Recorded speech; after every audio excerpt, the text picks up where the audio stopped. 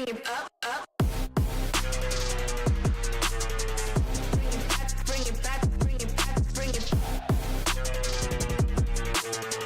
Bring it back, bring it back, bring it up, up. Bring it back, bring it back, bring it back, bring it. Bring it back, bring it up, up.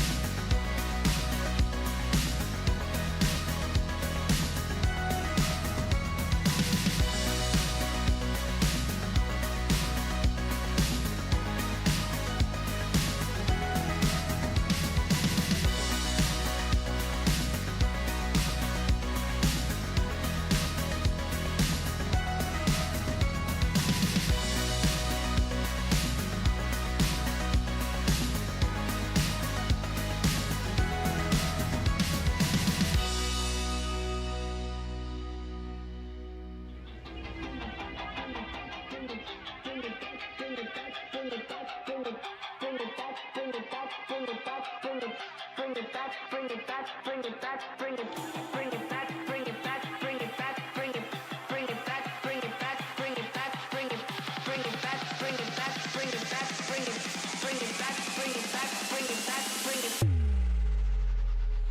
up, up. Bring it back, bring it back, bring it bring it back, bring it up, up. From Lost Pizza. For the next hour, we'll go in depth as we talk to your University of North Alabama Lions.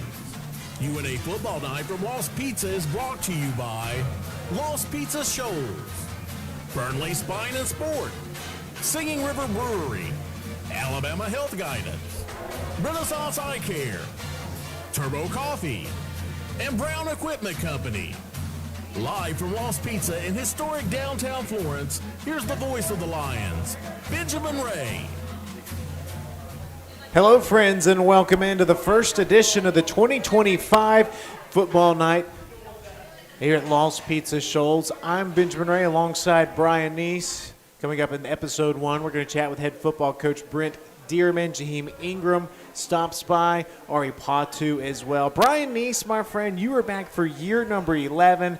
You're subbing in for the one and only Mike Ezekiel here this evening. We're excited to have you. 11 years doing UNA football. Did you know that makes you the longest tenured analyst in UNA football broadcast history? Basically means I'm old is what that adds up to. Yeah. This will be our 9th year broadcasting together. And did you also know that makes you and I tied with Jerry Knight and Bill Hunt as the longest tenured UNA booth?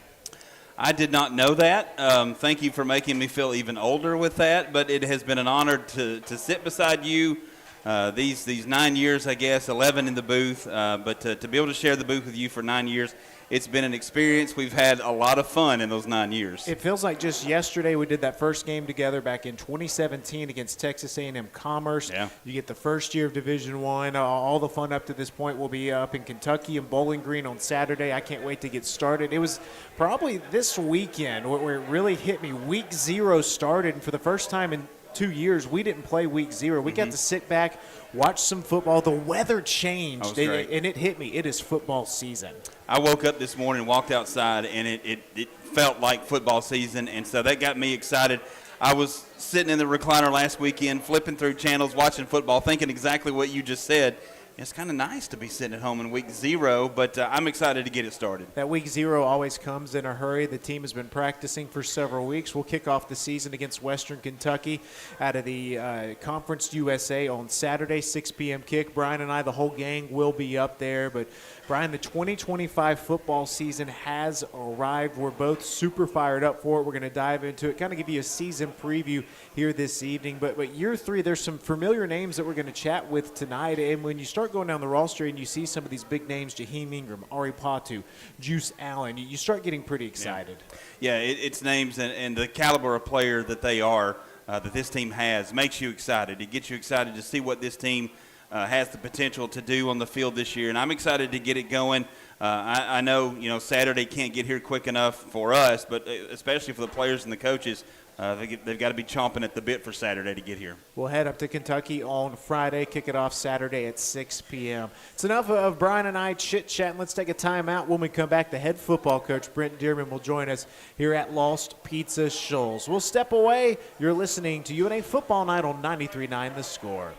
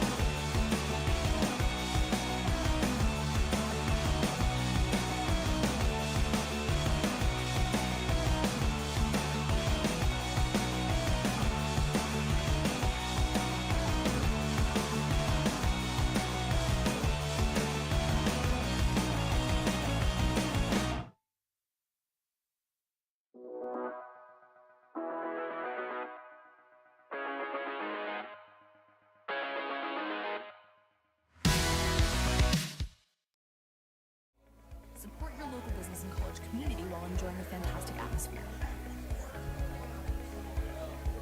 Don't miss out.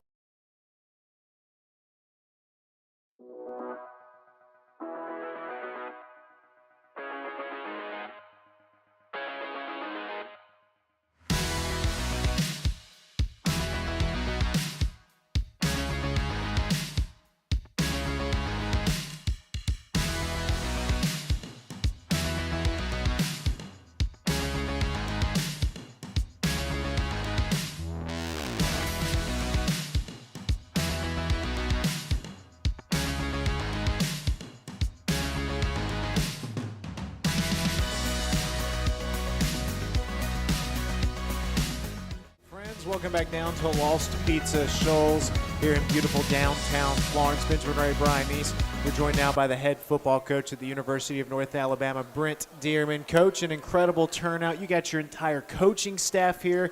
You got your leadership council over here. This is a great way for us to kick off the season where you're probably tired of camp and ready to get things really rolling. I don't know if you ever get tired of it. I get tired of yelling. As you can hear the raspiness in my voice. I do a lot of yelling. I'm trying to be better. That was my New Year's resolution, that not yelling at the refs too much. So my wife's going to keep me on task with the second one there. We always joke, you've got an all-time great coach's voice, even out on the practice field. Is that something you developed earlier on with your dad or what? My dad has the exact same voice that I do. I guess I got it from him. My dad, I've went 40 years of life, and I've never heard my dad say a cuss word. His favorite word was piss, so anywhere you could insert a cuss word, he would just say that. And I've taken that after him probably a little bit, but I've had a couple people here that's come to practice that they said the same thing, that I really don't need a mic. You can hear my voice travels, and that helped me be a good math teacher a few years ago too. Coach, you said you've got your leadership council here. What is that? What do they do? What do they provide to your team? So we've got 13 guys on this football team. 2 of them you're going to talk tonight that we voted on, that we actually in the spring, they went through an interview process. They had to come up with a resume. They had to write a letter on why they want to be a part of our leadership team. They sat in front of 4 coaches on our staff, and our coaches kind of drilled them of good leadership questions, put them in situations. How would you handle this situation? And these are the 13 guys that we voted on to be our leadership council. I took them through a kind of a leadership manual in the spring and through the summer, and now they're the representation of our team. They are an extension of our coaching staff in the locker room. They help us make decisions as far as uniforms, as far as what we're eating every week. We put a lot on these 13 guys, so I wanted them to come out and be a part of this night.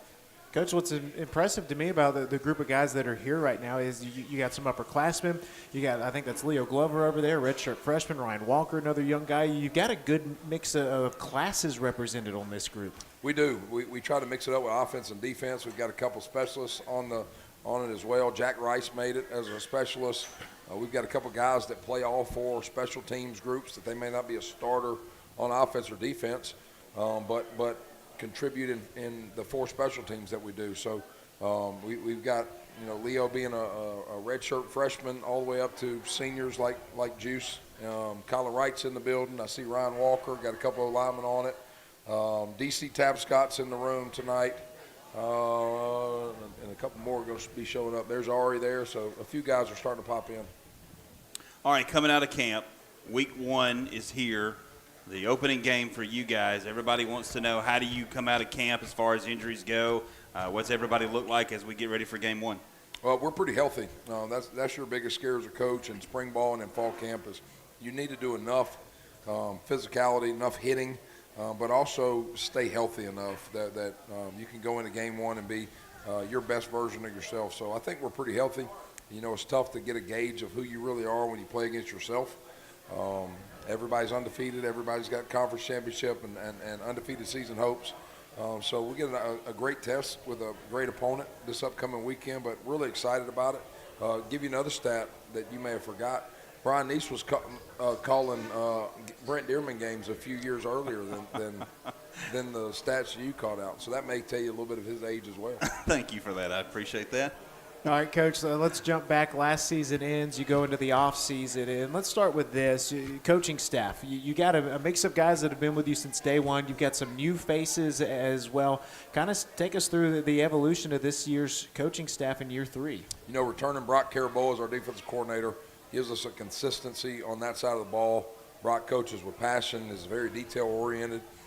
So he's been here since day one with me. Devon Lockett is another one that's coaches our secondary, coaches our corners and our nickels. He's been with me since day one, and even before day one. You know, he was the receivers coach at Bethel when I was a player there. So me and him go a long way back. Morgan Cruz has made a little bit of a change. He went from coaching the running back position. Now he's coaching tight ends and offensive coordinator.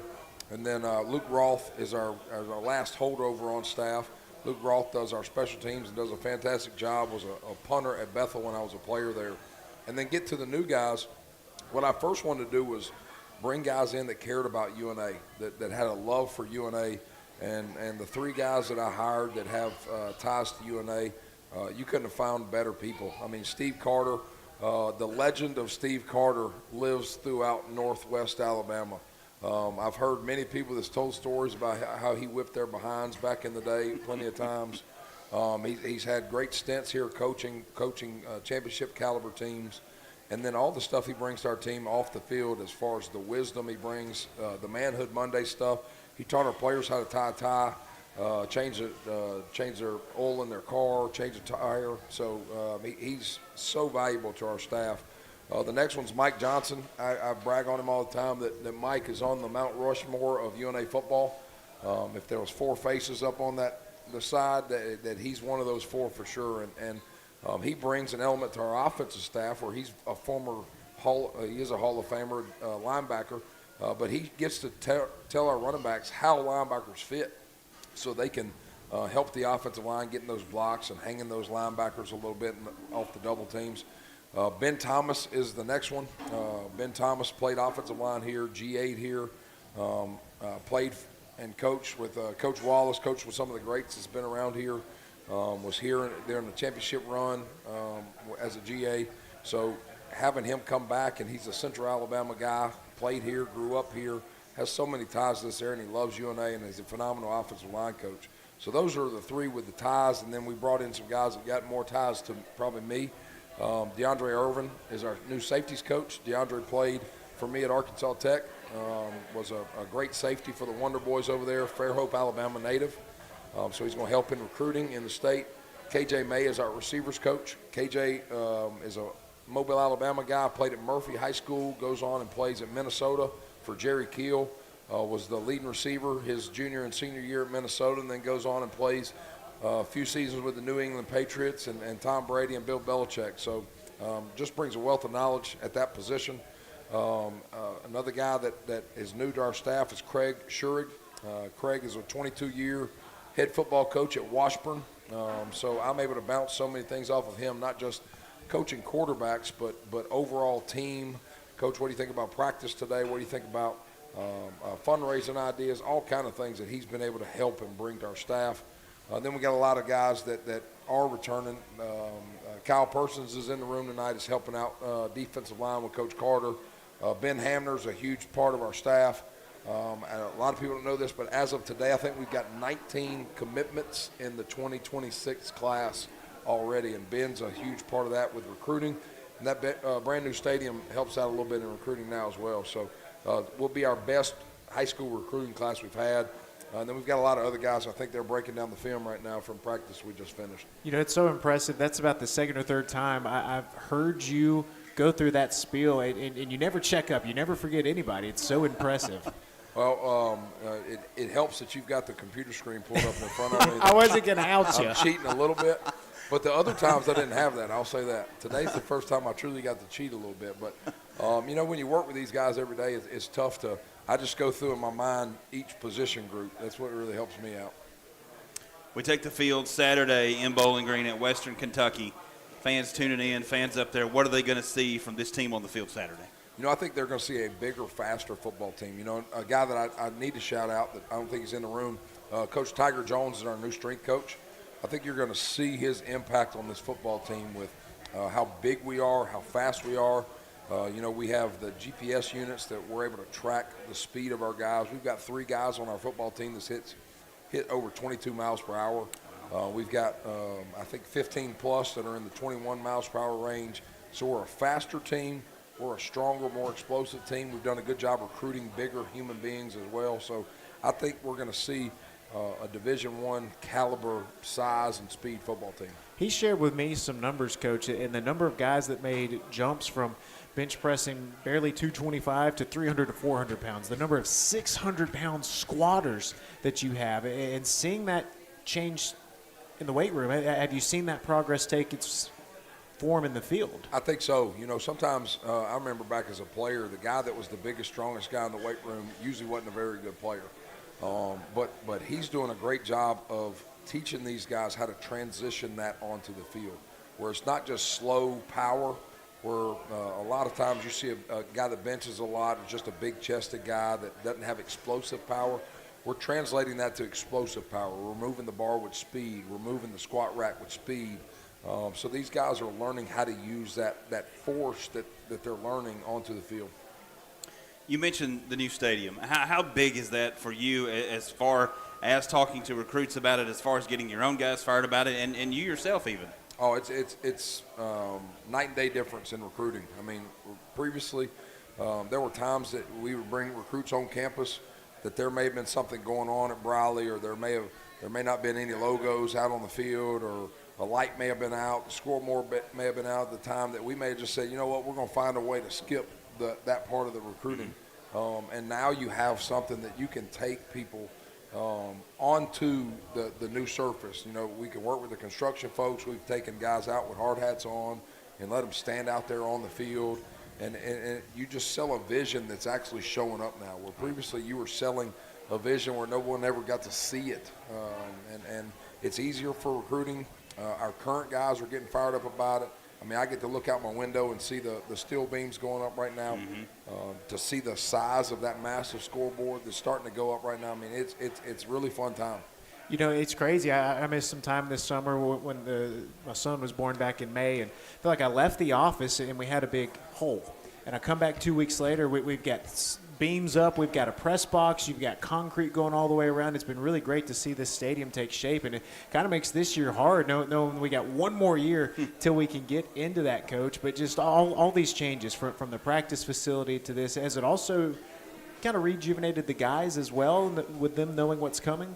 I think so, and then you throw in, we're getting a brand new weight room on top of it. So not only are you getting the shiny new field and new stadium, you're getting a new place to work out with brand new weights on the way as well. So I think it's creating an excitement inside the program that, unfortunately for guys like Juice, that's going to be a senior, they're not going to get to truly experience. But I think if you ask him, he feels like he's a part of the foundation that's getting laid for the future of this place. The literal foundation. I'll tell you what, it's been great kind of recapping the offseason, a little bit of training camp. Let's take a timeout. When we come back, we'll kind of jump into some position previews, offense, defense with Coach, get his thoughts on the 2025 Lions. We'll be back after this on 93.9 The Score.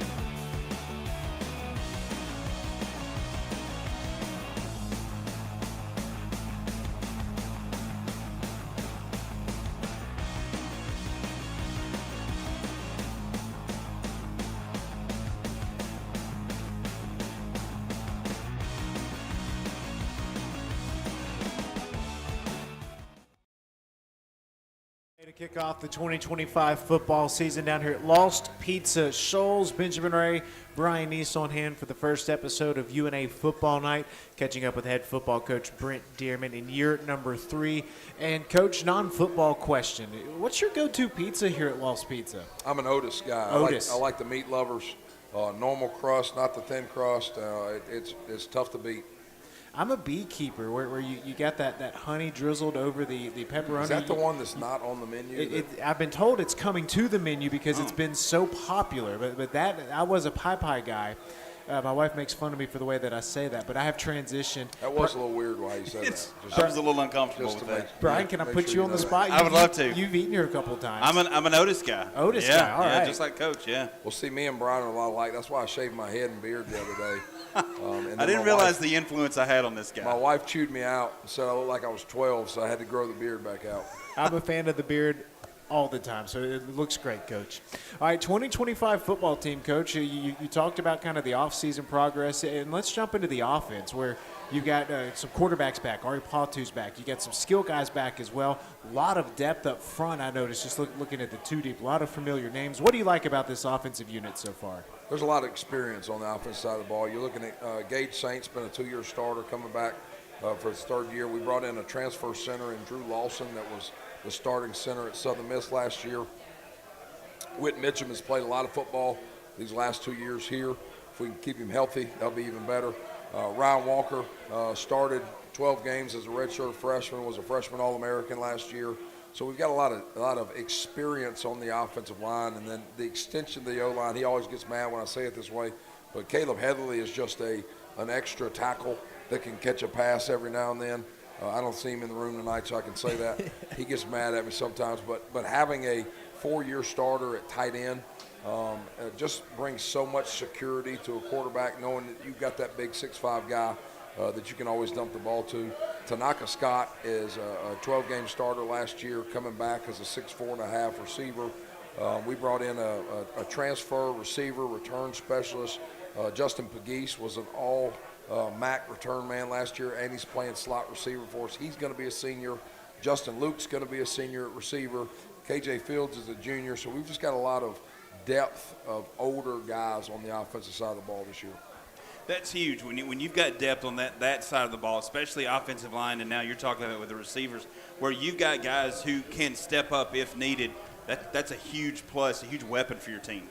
Absolutely. You know that an O-lineman's going to get hurt at some point in the year. I don't think there is a 3 or 4 game stretch since I've been here where we've played the same 5 guys over a 3 or 4 game stretch. Right. So you've got to have 8 or 9, if not more, offensive linemen that are ready to play. You don't want them to be playing in their first game in a big-time moment. And you look at our guys, Colin Wright's a starter right now, has been a 12-game starter last year. You look at Raekwon Goldwait came in and played some last year at tackle.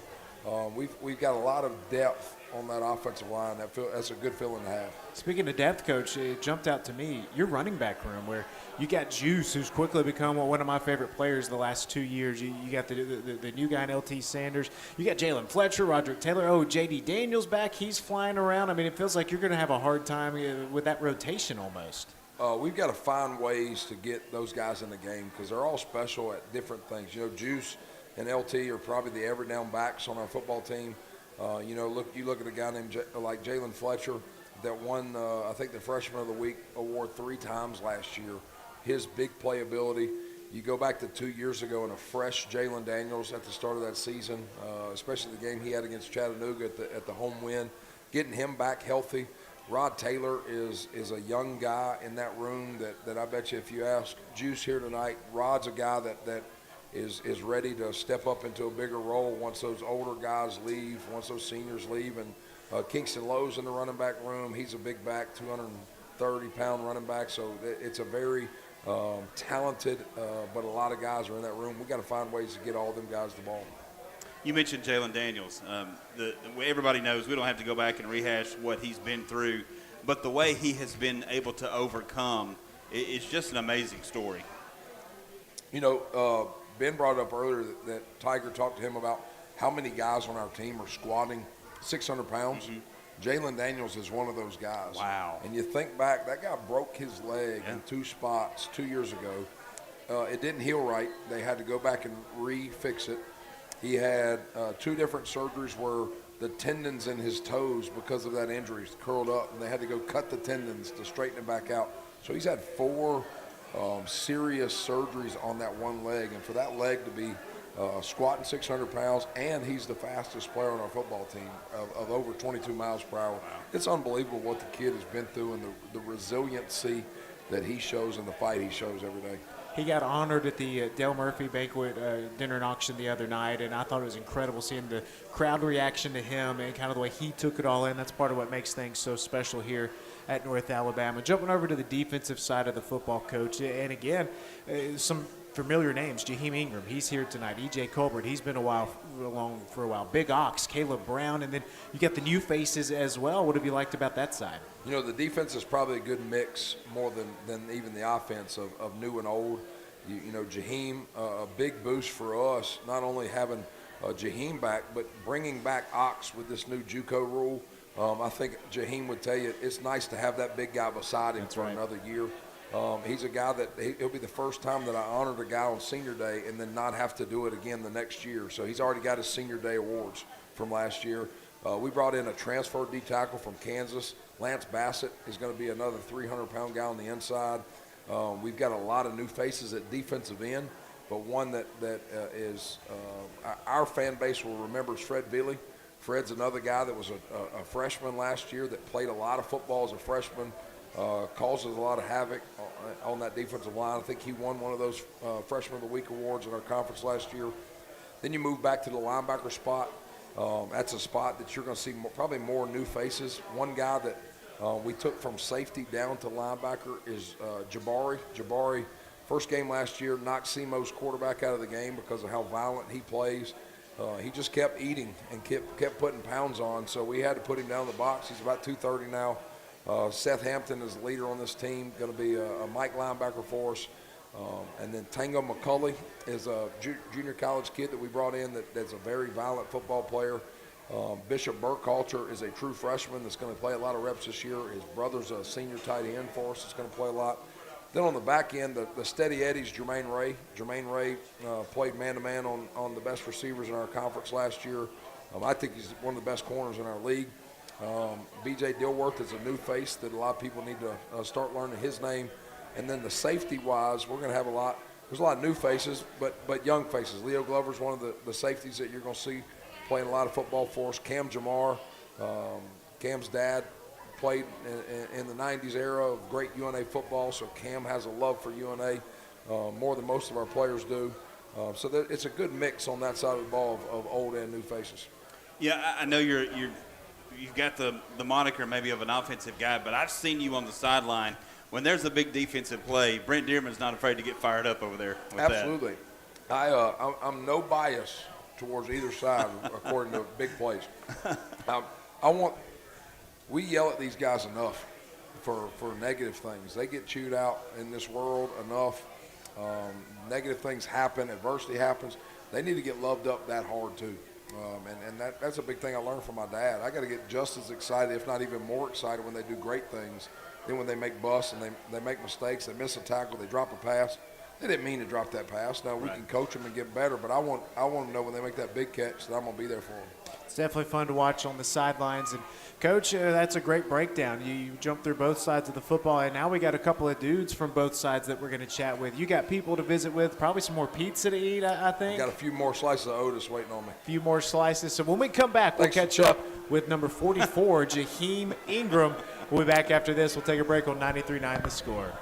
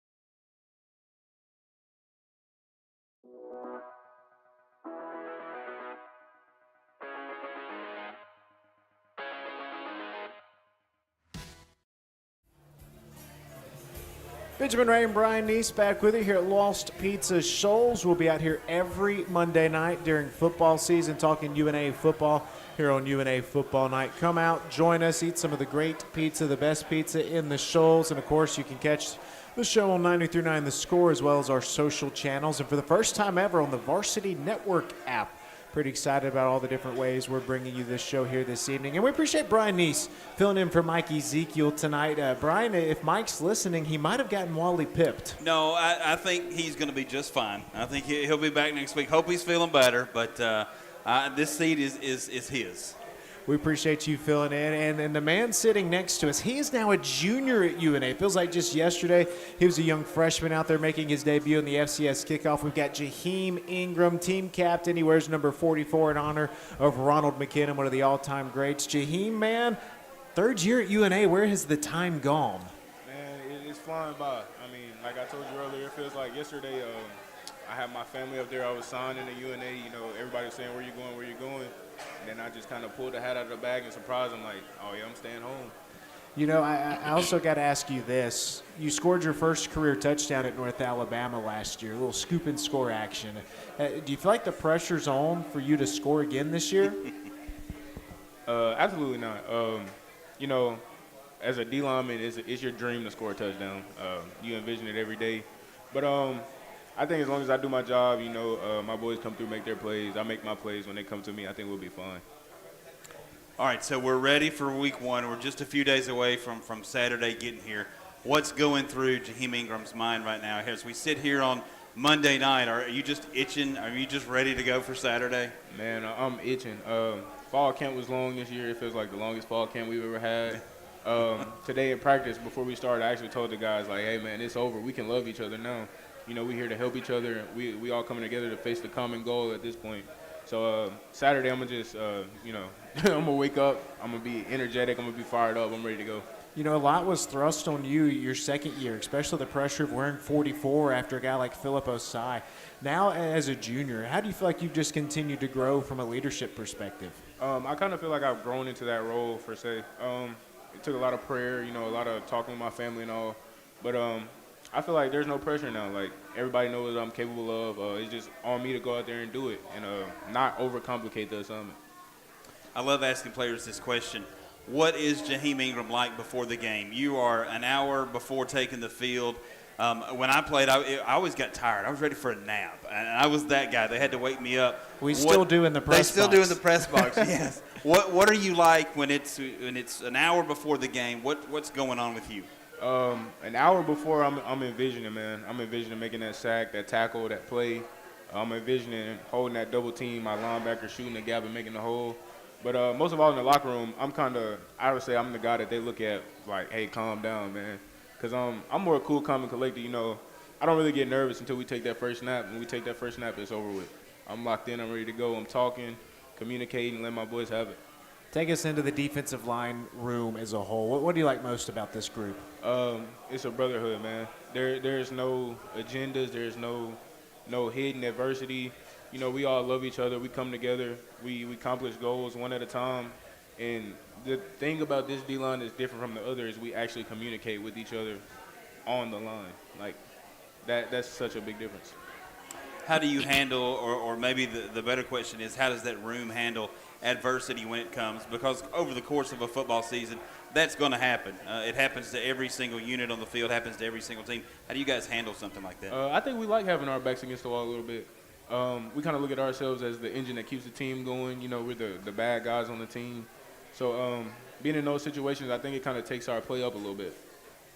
All right, Saturday, Western Kentucky. 3 of the first 4 on the road, and we'll be back at home, I think, week 3, right?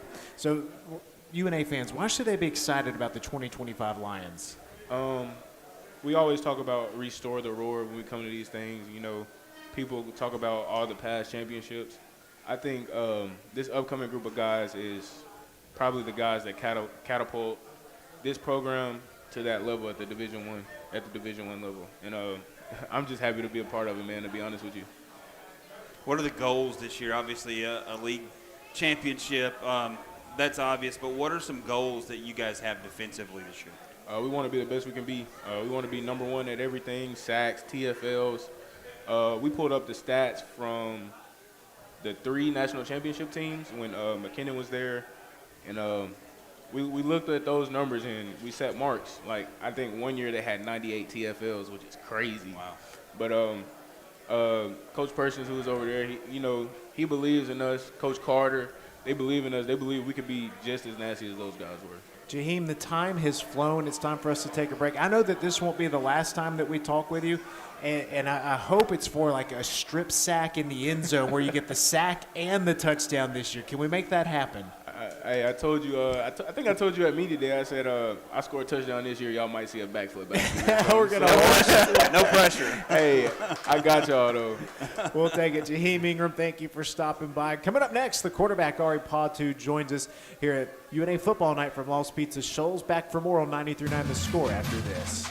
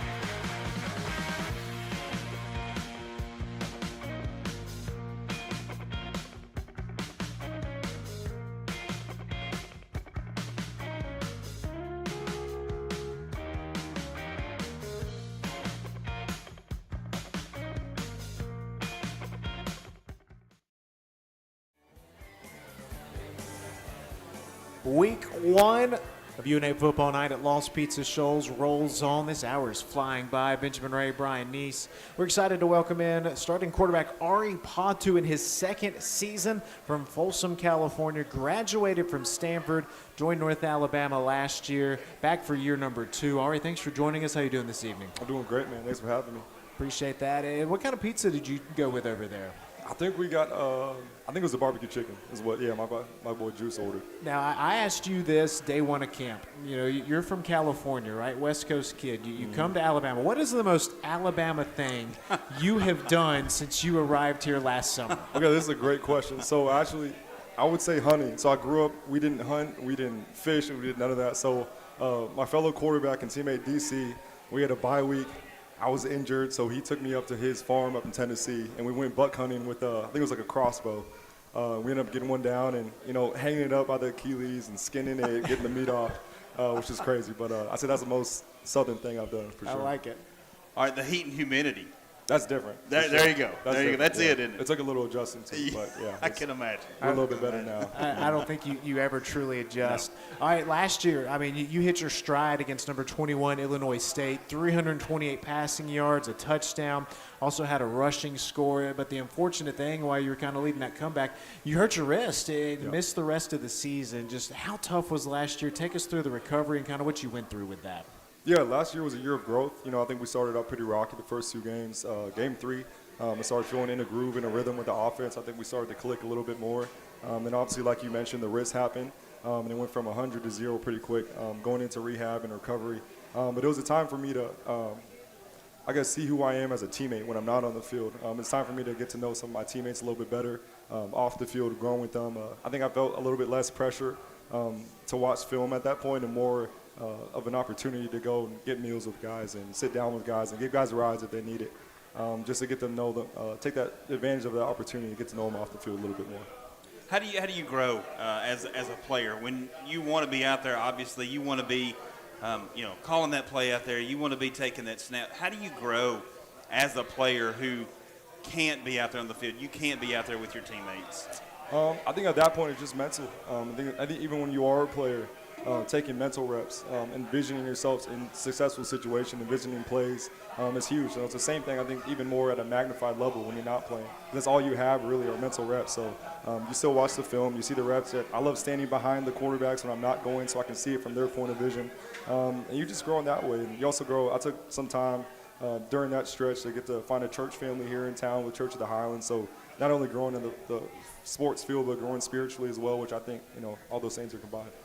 When you got cleared and you're full go in the weight room, you're full go out there doing 7-on-7 stuff, practice rolls around. Just what was that feeling like for you when it was like, man, I'm back? Yeah, it was fun. This is what I love to do. I'm a ball player, so I like playing football. And I know you can be watching from afar and think you're in it, but until you're getting reps with the guys, struggling with the guys, going through adversity, nothing beats it. There's nothing like it.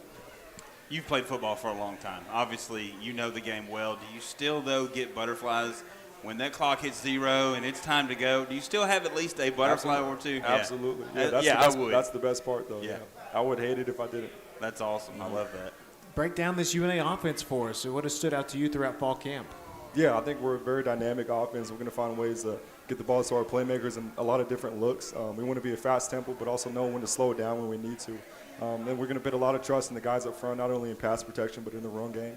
I think a big goal is going to be to reestablish this run game in a way that we want to. So putting the ball in our running backs' hands, let our O-line do what they do and let them eat. Coach Dearman talked about having a good problem of finding ways to get people on the field. Well, on the field, you're getting the football to those guys. That's got to be a good problem for you to have as Absolutely. well. So many talented players. Absolutely. There's a ton of talent on this team at tight end, at receiver, and at running back, which is, like you said, a good problem for me because I got to find the best way I can to get them the ball and let the playmakers be playmakers. It's been the biggest challenge going up against that defense every day for the last, month and a half? Yeah, we have an incredible defense. Going against the D-line's been giving us pressure for really the entirety of spring and fall camp.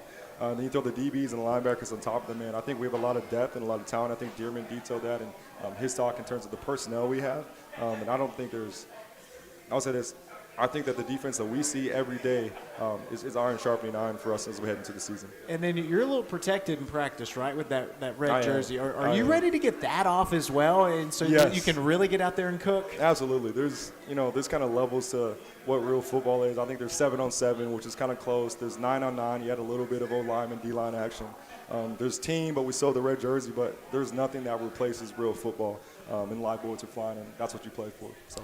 When you're out there and you take that snap, what is the most favorite thing? I don't know if that's even the right way to say it, but for Ari Patu, what do you love best? When that football is in your hands, plays going on, what do you love the most? That is a good question. Get in the end zone, I guess. Is the Sure, best thing, absolutely, yeah. And obviously that's a team effort, and I would like getting in the end zone and celebrating with the guys. And so you hope that it's a happens Wednesday. often, right? Absolutely. Yeah. We can't wait for our first Ari Patu touchdown call this year. And first home game September 13th, first 2 games on the road. Let's wrap up with this, Ari. UNA fans, what's the reason to be excited about this upcoming year? Yeah, I think we have an entirely different team than we had last year, a different culture. I think we have a lot of guys leading from within the team. Like I said, on offense, we're going to be dynamic, we're going to be fast-paced, and we're going to get the ball to the playmakers and let them do what they do. And on defense, we have some dogs on defense. I don't need to go into the names, but Dearman mentioned it. We have some guys that can fly around, and they can hit, they can cover, they can do it all. So, yeah, that might be maybe a cliche answer, but, I mean, we're going to get the fans what they want. We can't wait, Ari. Back and healthy starts this Saturday up in Kentucky. Man, we're just taking you all through the South as you come here, up to Kentucky, all through Tennessee, Alabama. Ari Patu, welcome back to UNA. We can't wait to see you Saturday. Thank you, Ari. Appreciate you. Let's take one more timeout. When we come back, head coach Brent Dearman helps us wrap up Week 1 edition of UNA Football Night here at Lost Pizza Shoals. You're listening to 93.9 The Score. This summer.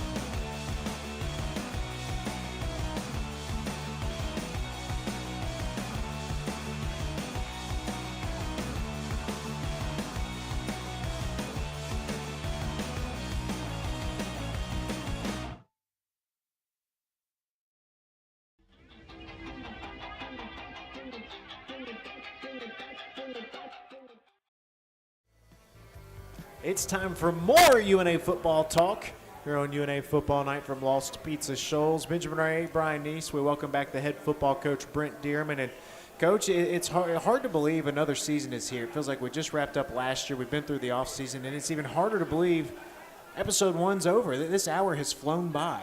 You know, I was messing with Brian. This may be the best coaches show I've had since I've been here. And I figured Mike was back at home watching, so I had to throw that out there.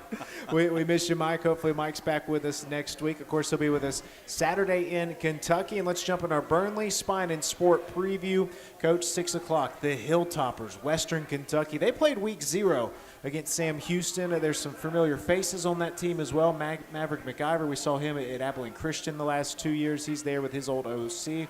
What can you tell us about the Hilltoppers? You know, there's another connection, too, that I realized watching them on TV the other night.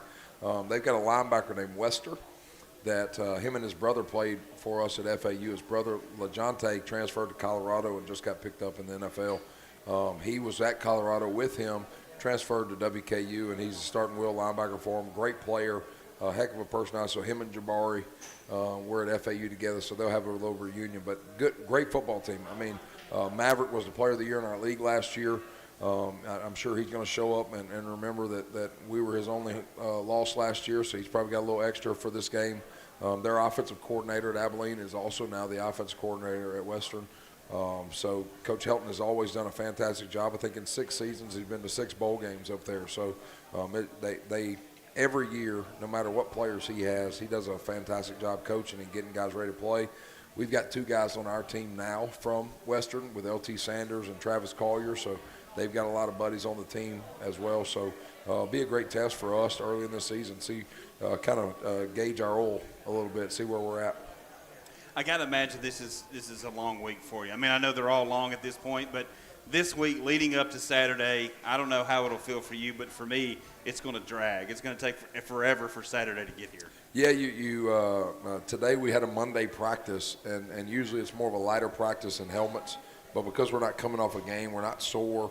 We went a little extra, got a little bit more in than we normally do. But, yeah, you started prepping for Western last week, so you're really going to get a week and a half, 2 weeks of Western Kentucky prep. So for us, it will just kind of feel like, man, it's game day going to get here, and then you're going to blink and it's going to be past us. So we got to take advantage of every day. We got to win every day is what we've challenged our guys. Empty the tank every single day and go up there and give everything we got. You know, there's 2 things about this game, Coach. FBS matchup out of Conference USA, and then they also played Week 0. You finally got a Week 0 off. It took you 3 years to get that, Coach. But what's it like preparing for that for your first game of the year? You know, I'll say this. I don't know how many of our fans got to check out the Week 0 game this year, but they had so many lightning delays down there in Montgomery. They ended up calling the game. How crazy is that? And not even getting a result of that football game. So the previous 2 years that we were in, I think the temperature on the field was 115, 120. This year the temp was a lot lower, but they just had that constant lightning that was going on. So I'm glad I was not a part of that one for sure. It just gives us another opportunity to be with our guys a week longer, to get more film, to get more ready for this big-time game. Now, they're going to come in with already a little bit of experience, where we don't have the experience of playing a game. We've got a little bit more of probably a little bit fresher while they're going to be coming in and coming off of a 6-minute game already. So it's easier for us because last year I think the first week of school was the first week of the game, so it was hectic, or we're getting kids in class, or we're checking class, going to class, getting guys eligible, ready to play, and now we just get an extra week to get acclimated to school, get acclimated to the process before we go on the road for a Week 1 game now. Before we head up to Western Kentucky, fans listening in, fans that'll be up there with the purple on, what's your message to them? You know, we told our team today that there's 2 keys to this football game. Number 1, you got to win the turnover battle. You can't go on the road against an FBS team and lose the turnover battle. You got to take care of the ball. We got to when we get opportunities, we got to make our defense has got to take advantage of opportunity balls, either tip passes, trying to get a knockout, get the ball on the ground, a muff punt. We got to get on those things. So you got to win the turnover battle. And then the other thing you got to stress is you got to win the middle 8. And when you're playing against a team that on paper is supposed to be better than you, the middle 8 is the 4 minutes going into half and the 4 minutes after half. Those 8 minutes, usually the momentum swing in those 8 minutes lead to a winning football game. So that's our 2 keys to victory heading into this game. Saturday, 6 p.m., Bowling Green, Kentucky. Brian Neese and I will be up there on the call. Coach Dearman and his team will take on Western Kentucky. That'll do it for Week 1 of UNA Football Night here at Lost Pizza Shoals. We've got to sign off on the radio, but everybody in-house stick around because I missed it. We got to give away this cooler. This is a radio cooler. We've got to give this away this evening, but I've got to get off the air on radio, so we'll stick around on our social streams as well. If you're listening on 93.9 The Score, we'll be back with you next week, 7 p.m. Join us each and every week down here at Lost Pizza Shoals. Everybody in-house, stick around. We'll give away this radio cooler coming up next. Coach, thanks for joining us as always, and best of luck this I weekend. thought you were about to tell everybody to stay for karaoke that you were leading tonight. Hey, you never know. We'll see what happens. Brian Neese, thanks for sitting Yes, in for sir. Mike Ezekiel, for Braden, for Ty, for Grant, for Blair back at the station. I'm Benjamin Ray saying Roar Lions. And all right, everybody in-house now. Coach, will you help us give away this cooler? We've got a jar right here. This is a radio cooler, so it plays tunes for you, keeps your food and beverages cold. You have to be present to win. Present to win. We ready to go here? All right, ticket number 666221. 221. Who we got? Colin Wright. We got a winner. Congratulations. How about it? Will that make the trip to Kentucky? There will just be waters in that cooler, Colin. Thank you all for joining us. Thank you all on Twitter, X, Twitch, Facebook, the Varsity Network app, RoarLions.com. It's going to be a great year of UNA football. You can catch us here all year long. Again, Brian, thank you. Coach, thank you. Jaheim and Ari, thank you. And, hey, we'll see you all down here at Lost Pizza Shoals each and every week. Roar Lions. Roar Lions.